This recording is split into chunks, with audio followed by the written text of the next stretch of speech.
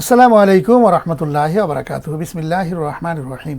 এই মুহূর্তে বাংলাদেশ সহ বিশ্বের অগণিত দর্শক শ্রোতা যে প্রান্তে বসে আপনারা বাংলা ভিশন দেখছেন, আমি এইচ.এম. বরকতুল্লাহ আপনাদের সকলকে জানাচ্ছি শুভেচ্ছা এবং অভিনন্দন।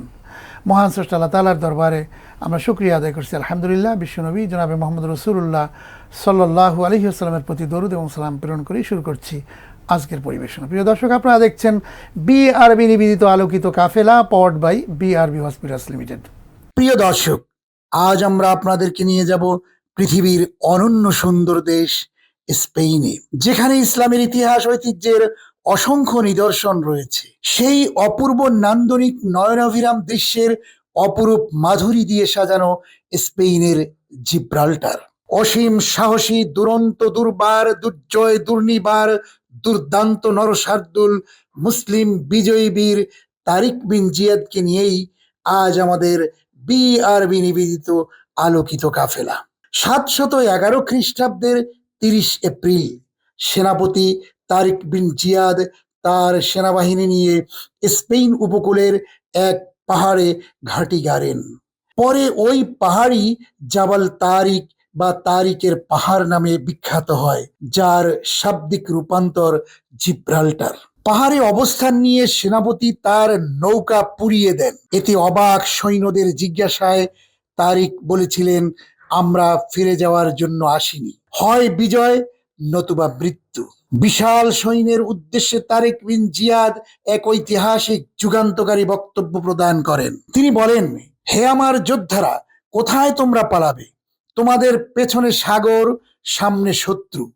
তোমাদের আছে শুধু সাহস ও ধী শক্তি এবং আল্লাহ তাআলার উপর চরম বিশ্বাস ও আস্থা।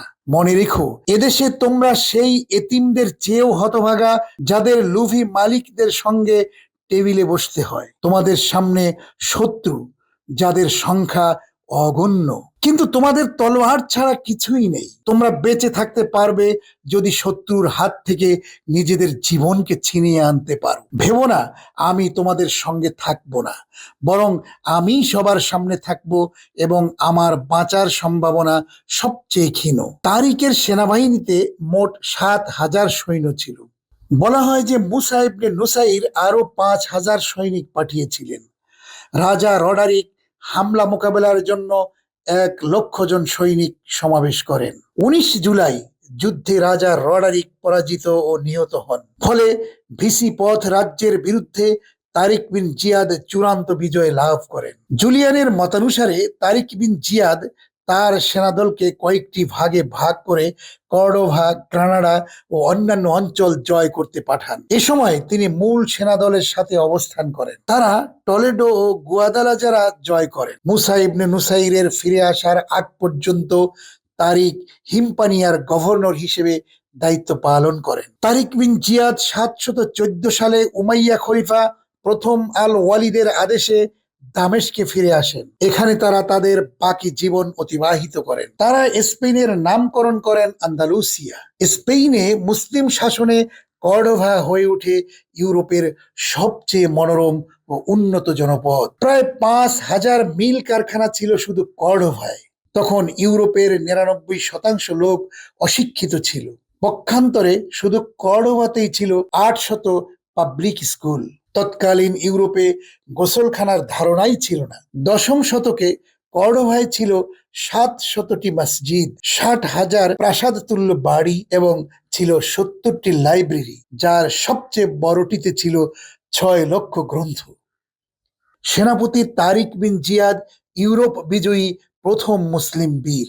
স্পেনে মুসলিম শাসনের সূচনা করেছিলেন। তারিকের বাহিনী 711 সালে স্পেনের সীমানায় অবতরণ করেন, বর্তমানে যা জিব্রাল্টার নামে পরিচিত। আরবি জাবাল আত তারিক থেকে উদ্ভব তারিকের পাহাড়। ভৌগোলিক অবস্থানের দিক থেকে স্পেন একটি গুরুত্বপূর্ণ স্থান। প্রাচীন কাল থেকে স্পেন আইবেরীয় উপদ্বীপ নামে পরিচিত। অপরূপ সুন্দর এই উপদ্বীপটি মুসলিম শাসন আমলে আন্দালুস নামে পরিচিতি লাভ করে। এটি ইউরোপের দক্ষিণ পশ্চিমে অবস্থিত। উত্তর ও পশ্চিমে আটলান্টিক মহাসাগর এবং দক্ষিণে ভূমধ্য সাগর। স্পেনের একটি বিশাল অংশ পিরেনিস পর্বত দ্বারা গঠিত। খোলাফায়ে রাশিদিনের শাসনামলের পর 661 সালে উত্থান ঘটে উমাইয়া বংশের, বিস্তৃতি ঘটে মুসলিম সাম্রাজ্যের। একের পর এক সামরিক অভিযানে আসতে থাকে যুগান্তকারী বিজয়। তাদের হাত ধরে মুসলিম শাসনের ভিত্তি আরো মজবুত হয়। স্পেন বিজয় একটি ঐতিহাসিক ও অবিস্মরণীয় ঘটনা, যা ইউরোপের বুকে ইসলামের মশাল প্রজ্বলিত করে। 698 সালে মুসা বিন নুসাইরের ইফ্রিকিয়ার, বর্তমান লিবিয়া ও আলজেরিয়া, গভর্নর হয়ে সমগ্র উত্তর আফ্রিকার উপকূলে মুসলিম শাসন প্রতিষ্ঠার জন্য বাইজেন্টাইন নৌবহরের বিপরীতে গড়ে তুললেন শক্তিশালী নৌবহর। হিমপানিয়া জয় করার জন্য স্পেন থেকে আসা এক খ্রিস্টান তাকে উদ্বুদ্ধ করে। তিনি ছিলেন সিওডার শাসনকর্তা ও ভিজিপথ রাজা রডারিকের একজন সামন্ত রাজ্য জুলিয়ান। মুসলিমদের জিব্রাল্টার প্রণালী গোপনে পার করে দেওয়ার ব্যাপারে জুলিয়ান তারিকের সঙ্গে চুক্তিবদ্ধ হন। তারিকের বাহিনী 711 সালে জিব্রাল্টায় পৌঁছেই তারিক সব নৌযান পুড়িয়ে দেন। সৈন্য সংখ্যা 7,000 জন। রডারিকের বিশাল সৈন্যবাহিনীকে মোকাবেলা করতে হবে শুনে তারিকের সৈন্যরা ভয় পেয়ে যান। অসীম সাহসী প্রেরণাদায়ী নেতা তারিক বিন জিয়াদ সৈন্যদের উদ্দেশ্যে বলেন, কোথায় তোমরা পালাবে? তোমাদের পেছনে সাগর, সামনে শত্রু। তোমরা বেঁচে থাকতে পারবে যদি শত্রুর হাত থেকে নিজেদেরকে ছিনিয়ে আনতে পারো, এবং মনে রেখো এই যুদ্ধেই আমি সবার সামনে থাকব। তারিকের ভাষণ শুনে উজ্জীবিত সৈন্যরা রডারিকের বাহিনীর উপর ঝাঁপিয়ে পড়ল। রডারিকের বাহিনী তখন দ্বিধা বিভক্ত হয়ে পড়ে। তাছাড়া এই বাহিনী রডারিকের অনুগতও নয়। এই সুযোগটাই কাজে লাগালো মুসলিমরা। তারিকের 7,000 সৈন্যের সঙ্গে মুসা বিন নুসাইরের পাঠানো আরো 5,000 সৈন্য এসে যোগ দেয়। মোট 12,000 সৈন্যের অসাধারণ রণকৌশলে ছত্রভঙ্গ হয়ে গেল প্রায় লাখো সংখ্যার ভিজিপথ বাহিনী। তারিকের 7,000 সৈন্যের সঙ্গে মুসা বিন নুসাইরের পাঠানো আরো 5,000 সৈন্য এসে যোগ দেন। মোট 12,000 সৈন্যের অসাধারণ রণকৌশলে ছত্রভঙ্গ হয়ে গেল প্রায় লাখো সংখ্যার ভিজিপথ বাহিনী। যুদ্ধে নিহত হলো রডারিক এবং প্রতিষ্ঠিত হলো মুসলিম শাসন। পরের বছরেই জিব্রাল্টার থেকে দক্ষিণ ফ্রান্স পর্যন্ত মুসলিমদের দখলে চলে আসে। মুসলিম শাসন সত্ত্বেও খ্রিস্টান আর ইহুদিরা স্বাধীনভাবে ধর্ম পালন করতে পারত। এর ফলে কয়েক বছরের মধ্যেই ব্যাপক পরিমাণ খ্রিস্টান ইসলাম গ্রহণ করেছিল। 10ম শতাব্দীর মধ্যেই আল আন্দালুস পরিণত হলো ইউরোপ, আফ্রিকা আর মধ্যপ্রাচ্যের সফল রাষ্ট্র। 750 খ্রিস্টাব্দে উমাইয়া খেলাফতের পতনের পর মুসলিম বিশ্বে শুরু হলো আব্বাসীয় যুগ। গণহত্যার সময় উমাইয়া রাজপুত্র আব্দ আল রহমান পালিয়ে আন্দালুসে চলে আসেন। সেখানেই শুরু হয় তার নতুন রাজ্য শাসন এবং ঘোষণা করেন আন্দালুসকে স্বাধীন রাষ্ট্র হিসেবে। 756 সালে নিজেকে আমির হিসেবে ঘোষণা করেন। ইউরোপের বুকে প্রতিষ্ঠিত হয় প্রথম মুসলিম রাষ্ট্র। রোমানদের ইঞ্জিনিয়ারিং কৌশল আর ইসলামী স্থাপত্য কলা মিশিয়ে নতুন করে আন্দালুসকে গড়ে তোলা হলো। কালের গর্ভে নষ্ট হয়ে যাওয়া মিশরীয় আর গ্রিক ডকুমেন্টগুলো বইয়ের আকারে পেতে শুরু করলো। শহরে শহরে তৈরি করা হলো হাম্মামখানা, উন্মুক্ত করে দেয়া হলো সকলের জন্য। নারীরা, বিশেষ করে অভিযাত্রা, খ্রিস্টানদের তুলনায় অনেক বেশি স্বাধীনতা ভোগ করত।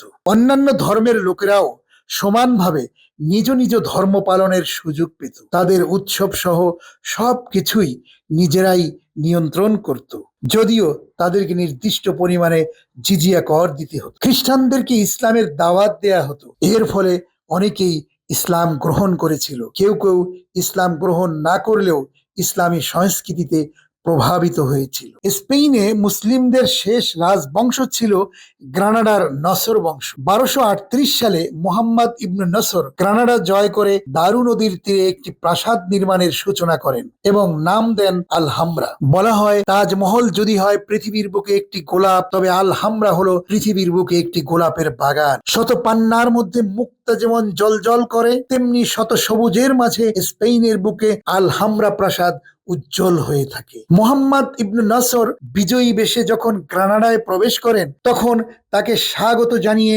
সমবেত জনতার উল্লাস ধ্বনি ছিল মারহাবান লিল নাসর, অর্থাৎ আল্লাহর কৃপায় বিজয়ীকে সুস্বাগতম। তিনি বলেছিলেন লা গালিবা ইল্লাল্লাহ, অর্থাৎ অন্য কেউ বিজয়ী না যদি না আল্লাহ তাআলা চান। পরবর্তী সময়ে লা গালিবা ইল্লাল্লাহ নসর বংশের স্লোগান হয়ে যায়। আল হামরার অলঙ্করণে এ বাক্যটি বিভিন্নভাবে ব্যবহার করা হয়েছে। দেয়ালে দেয়ালে স্বর্ণ ও পাথর খোদাই করা আরবি ক্যালিওগ্রাফির অনুপম শিল্প নিদর্শন অত্যন্ত বিস্ময়কর ও দৃষ্টিনন্দন হয়ে ওঠে। কোরআন, হাদিস, কবিতা আর উপদেশ আল হামরার কক্ষ, খুঁটি, মিনার ইত্যাদিকে সুশোভিত করেছে। 20,000 শ্রমিক প্রায় 35 বছর পরিশ্রম করে এটি নির্মাণ করেন। আল হামরা নির্মাণে ব্যবহৃত হয়েছে দামেস্ক, আরব, গ্রিস, রোম ও পারস্যের নানা নকশা ও স্থাপত্য কৌশল। আল হামরায় ব্যবহৃত হয়েছে স্বর্ণ 100 মণ, রৌপ্য 3000 মণ, মুক্তা 13 মণ এবং প্রচুর হীরা, পান্না ও জহরত। আল হামরার দৈর্ঘ্য 2430 বর্গফুট, প্রস্থ প্রায় 670 বর্গফুট, স্তম্ভ 128টি, দরজা জানালা 7000। প্রাসাদটি প্রায় 15,30,000 বর্গফুট এলাকা জুড়ে বিস্তৃত। স্পেনে মুসলিম শাসনে কর্ডোভা হয়ে ওঠে ইউরোপের সবচেয়ে মনোরম জনপদ। অথচ ইতিহাসের অমোঘ বিধানে 1492 সালে স্পেনের তৎকালীন শাসক আবু আবদুল্লাহ ফার্ডিনান্ড ও ইসাবেলার কাছে আত্মসমর্পণ করতে বাধ্য হন। পরাজয়ের ধারায় তিনি যখন বিজয়ীদের হাতে আল হামরার চাবি তুলে দেন, তখন অঝরে কাঁদতে দেখে আবদুল্লাহ মা বলেছিলেন, পুরুষের মতো যা রক্ষা করতে পারোনি তার জন্য নারীর মতো কাঁদতে পারো না তুমি। 1492 সালে নসর বংশের পতনের মধ্য দিয়ে স্পেনে মুসলিম শাসনের চির অবসান ঘটে। এই সেই মুসলিম সভ্যতার আকর্ষণীয় জিব্রাল্টার, কর্ডোভা, আল হামরা ও আন্দালুসিয়া, যা আপনারা ধারাবাহিকভাবে এতক্ষণ দেখছেন। সম্মানিত দর্শক ও শ্রোতা মণ্ডলী, আমরা ইতিহাসের পেছন থেকে যদি চলে আসি, ইতিহাসের পেছনে যদি একটু তাকাই সংক্ষিপ্ত পরিসরে, তো আমরা দেখব রাসূল করিম সাল্লাল্লাহু তাআলা আলাইহি ওয়াসাল্লামের ইন্তেকালের 70 বৎসর যেতে না যেতেই, রাসূল করিম সাল্লাল্লাহু তাআলা আলাইহি ওয়াসাল্লামের ইন্তেকালের 70 বৎসর যেতে না যেতেই মুসা বিন নুফাইল জয় করেছিলেন পুরো আরব বিশ্বকে। মুসা বিন নুফাইল পুরো আরব বিশ্বকে জয় করেছিলেন এবং কুতাইবা ইবনে মুসা ইবনে মুসলিম উনি জয় করেছিলেন গোটা এশিয়া। মুহাম্মদ বিন কাসিম রাহিমাহুল্লাহ নব্বরাল্লাহু মারকাদা, উনি জয় করেছিলেন ভারতের সিন্ধু, যে সিন্ধু বিজয় নামে আমরা অনেকেই জানি। মুহাম্মদ বিন কাসিম সিন্ধু বিজয় করেছেন এবং তারিক বিন জিয়াদ রাহিমাহুল্লাহ নব্বরাল্লাহু মারকাদা কুদ্দিসা সিররুহুল আজিজ 711 খ্রিস্টাব্দে উনি ওনার বাহিনী নিয়ে স্পেনের উদ্দেশ্যে সফর করেছেন। সেই পাল তোলা জাহাজের সাহায্যে সেই ভূমধ্য সাগর পাড়ি দিয়ে স্পেনে পৌঁছে গিয়েছিলেন। সেখানে গিয়ে মর্দে মুজাহিদ এই তারিক বিন জিয়াদ রাহিমাহুল্লাহ উনি পাল তোলা যতগুলি জাহাজ ছিল প্রত্যেকটি জাহাজকে তারিক বিন জিয়াদ রাহিমাহুল্লাহ কিনারায় নিয়ে এসে সবগুলোকে আগুন দ্বারা জ্বালিয়ে ভস্ম করে দিয়েছে। ওনার সতী সঙ্গী যারা ছিলেন, উমাইয়া শাসনামলের উমাইয়া শাসকদের মধ্য থেকে সেনাপতির দায়িত্ব যিনি পালন করেছিলেন, প্রধান সেনাপতির দায়িত্ব তিনিই ছিলেন তারিক বিন জিয়াদ রাহিমাহুল্লাহ। উনি সমস্ত পালতোলা জাহাজগুলিকে উনি পুড়িয়ে দিয়ে ভস্ম করে দিয়েছেন। অতঃপর উনি ওনার মুজাহিদিনদের জামাতকে সম্বোধন করে উনি জ্বালাময়ী একটি বক্তব্য দিলেন, যেই বক্তব্য ঐতিহাসিকগণ শনাক্ত করে লিখে রেখেছেন, আজও ইতিহাসের কিতাবে বিদ্যমান রয়েছে। তারিক বিন জিয়াদ রাহিমাহুল্লাহ উনি ভাষণ প্রদান করলেন, আইয়ুহাল ইখওয়ান, আইয়ুহাল ইখওয়ান, আল বাহরু মিন ওয়ারাইকুম ওয়াল আদুవ్বু আমামাকুম ফাআইনাল মাফার। তারেক বিন জিয়াদ রাহিমাহুল্লাহ ভাষণ দিলেন, হে সাথী সঙ্গীগণ, তোমাদের পিছনে সাগর অপেক্ষা করছে আর সামনে দুশমনদের বাহিনী অপেক্ষা করছে, পেছনে ফিরে যাওয়ার কোনো সুযোগ নেই। এখন তোমরা বলো কি করবে? মুজাহিদিনদের জামাত তখন ঈমান দীপ্ত কণ্ঠে একটি শব্দ উচ্চারণ করলেন, প্রধান সেনাপতি, আমরা এসেছি আল্লাহর জমিনে আল্লাহর দ্বীনকে উড্ডয়ন করার জন্য, ইলায়ে কালিমাতুল্লাহর জন্য, নসরুদ্দিনের জন্য এসেছি, আমরা বাসায় ফিরে যাওয়ার জন্য আসিনি। মুজাহিদিনদের এমন কথা শুনে তারেক বিন জিয়াদ অনুপ্রাণিত হলেন, সামনে অগ্রসর হলেন, দুর্বার গতিতে লড়াই চালিয়ে গেলেন এবং আল্লাহ রাব্বুল আলামিন মুসলমানদেরকেই বিজয়ী করলেন। সুবহানাল্লাহি ওয়া বিহামদিহি। সে 711 খ্রিস্টাব্দ থেকে নিয়ে 1492 খ্রিস্টাব্দ পর্যন্ত প্রায় 800 বৎসর মুসলমানগণ সেই স্পেন শাসন করেছে। কিন্তু ভাগ্যের নির্মম পরিহাস, দুঃখজনক হলেও সত্য, এই মুসলিমরা পুরো স্পেনকে শাসন করেছে। তারেক বিন জিয়াদ, মোহাম্মদ বিন কাসিম এবং মুসলিমদের দায়িত্বে যারা ছিলেন, মেহনত করে আরব, আফ্রিকা, ইউরোপ, এশিয়া পুরো শাসন করেছিল। বিশেষভাবে স্পেন 800 বৎসর পর্যন্ত মুসলমানরা শাসন করেছিল।